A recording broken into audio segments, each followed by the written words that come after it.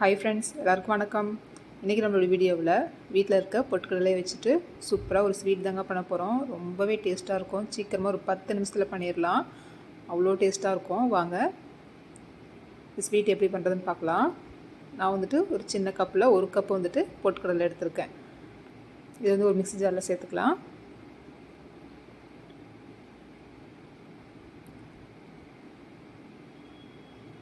சேர்த்துட்டு இதோட 4லேருந்து 5 வால்நட்ஸ் சேர்த்துக்கலாம். வீட்டில் நமக்கு என்ன நட்ஸ் இருக்கோ அதை நம்ம சேர்த்துக்கலாங்க. இதோட ஒரு 4-5 பாதாம் சேர்த்துக்கலாம். இதோட பிஸ்தா, முந்திரி எது வேணாலும் சேர்த்துக்கலாம், நல்லாயிருக்கும். இதோட 2 ஏலக்காய் சேர்த்துக்கலாம். சேர்த்துட்டு பொடிச்சிட்டு வந்துடலாங்க. நல்லா நைஸாக, எந்த அளவுக்கு நைஸாக பொடிக்க முடியுமோ அந்தளவுக்கு நல்லா நைஸாக பொடிச்சிட்டு வந்துடலாம். பாருங்கள், இந்த மாதிரி நல்லா நைஸாக பொடிச்சிக்கணும். இது இருக்கட்டும்.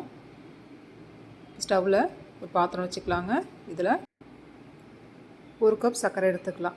பொட்டுக்கடலை அளந்த கப்லேயே சர்க்கரையும் எடுத்துக்கணும். எடுத்துகிட்டு இதோட 1 கப் தண்ணி ஊற்றிக்கலாம். சர்க்கரை நல்லா கரைஞ்சி நல்லா கொதி வரட்டும். பாருங்கள், இந்த மாதிரி நல்லா கொதிஞ்சிருக்க டைமில் நல்லா ஒரு டைம் நல்லா மிக்ஸ் பண்ணி விட்டுக்கலாம். நல்லா கலந்து விட்டுட்டு நம்ம அரைச்சி வச்சுருக்க பொட்டுக்கடலை மாவு சேர்த்துக்கலாங்க. சேர்த்துட்டு நல்லா மிக்ஸ் பண்ணி விட்டுக்கலாம். கட்டி எதுவும் பிடிக்காது. நல்லா கலந்து விட நல்லா ஒரே மாதிரி ஈவனாக வந்துடும். நல்லா இந்த மாதிரி நல்லா மிக்ஸ் பண்ணி விட்டுக்கிட்டே இருக்கணும். அடுப்பு பார்த்திங்கன்னா ஃபுல்லாக சிம்மில் வச்சுட்டு நல்லா கலந்து விட்டுக்கலாம். கொஞ்ச நேரத்துலேயே நல்லா அந்த மாதிரி நல்லா திரண்டு வந்துடும். நல்லா கெட்டியாகிடும். இப்போ இந்த டைமில் ஒரு 2 ஸ்பூன் நெய் விட்டுக்கலாம்.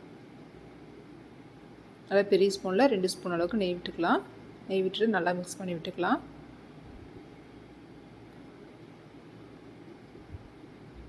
சீக்கிரமாக ரெடி ஆகிடுங்க. ஒரு 10 நிமிஷம் கூட ஆகாது. சீக்கிரமாக அந்த ஸ்வீட் ரெடி ஆகிடும். ரொம்பவே டேஸ்ட்டாகவும் இருக்கும். உடனே ஸ்வீட் சாப்பிடணும் போல இருந்ததுன்னா வீட்டில் இருக்க பொட்டுக்கடலையை வச்சுட்டு சீக்கிரமாக பண்ணிடலாம். பாருங்கள், இந்த மாதிரி நம்ம மிக்ஸ் பண்ண இந்த மாதிரி நல்லா கெட்டி பதத்துக்கு வந்துடும். நல்லா ஒரு அல்வா பதத்துக்கு இருக்கும். ரொம்ப நல்லாயிருக்கும் இந்த ஸ்வீட்டு. நல்லா மிக்ஸ் பண்ணி விட்டுட்டு இந்த மாதிரி கடாயிலையும் ஒட்டக்கூடாது. இந்த மாதிரி நல்லா திரண்டு வரணும். நம்ம நட்ஸ்லாம் சேர்த்துருக்கனால இன்னும் நல்லா டேஸ்ட்டாக இருக்கும். நல்லா ஹெல்த்தியாகவும் இருக்கும். பாருங்கள், இந்த மாதிரி கரண்டிலையும் ஒட்டக்கூடாது, கடாயிலையும் ஒட்டக்கூடாது. நல்லா இந்த பதத்துக்கு வந்ததுக்கப்புறம் ஸ்டவ் ஆஃப் பண்ணிக்கலாம்.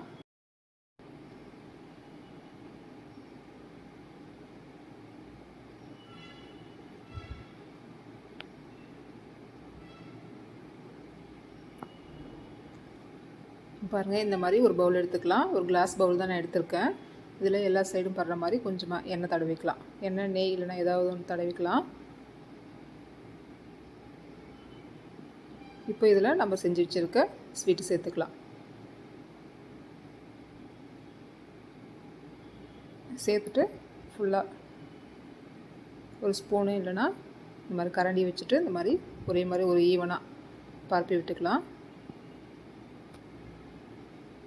எவ்வளோ சாஃப்டாக இருக்குது பாருங்கள். ரொம்ப நல்லாயிருக்கும். ரொம்பவே நல்லா தித்திப்பாக இருக்கும். நம்ம 1 கப் அளவுக்கு சர்க்கரை சேர்த்துருக்கோம். நீங்கள் வந்து சர்க்கரைக்கு வரல நாட்டு சர்க்கரை, வெல்லம் எது வேணாலும் சேர்த்துக்கலாம். எல்லாமே இதே அளவுகளோட சேர்த்துக்கோங்க. ரொம்ப நல்லாயிருக்கும். பார்த்திங்கன்னா நல்லா ஆறட்டும். ஒரு 15 நிமிஷம் ஆறட்டும். ஆறினதுக்கப்புறம் ஒரு பிளேட்டுக்கு மாற்றிக்கலாம்.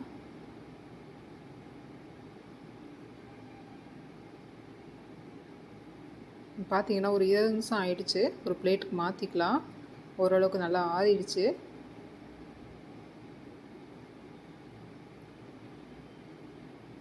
மாதிரி ஒரு பிளேட் எடுத்துகிட்டு கவுத்து விட்டுக்கலாம்.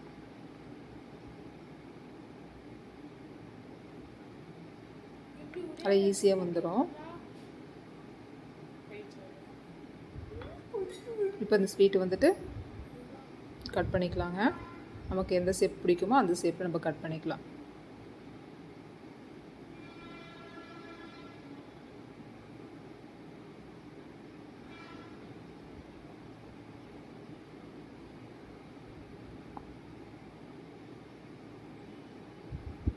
ரொம்ப நல்லாயிருக்குங்க. ஒரு 2லேருந்து 3 நாள் வரலையும் வெளியே வச்சு சாப்பிட்லாம். கெட்டு போகாது. ரொம்ப நல்லாயிருக்கும்.